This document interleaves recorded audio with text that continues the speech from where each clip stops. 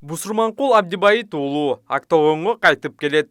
Кыргызстандык мушкер Бусурманкул Абдибайыт уулу Eagle Fighting Championship уюмунда беттеш өткөрөт. Мелдештин расмий постерин аталган промоушен өзүнүн Instagram баракчасына чыгарды. UFC уюмунун жеңилбес чемпиону Хабиб Нурмагомедовдун лигасынын AFC 34 мелдеши 19 мартта Россиянын Краснодар шаарында өтөт. Бусурманкул Абдибайыт уулунун атаандашы 23 жаштагы россиялык Владислав Королевский болот.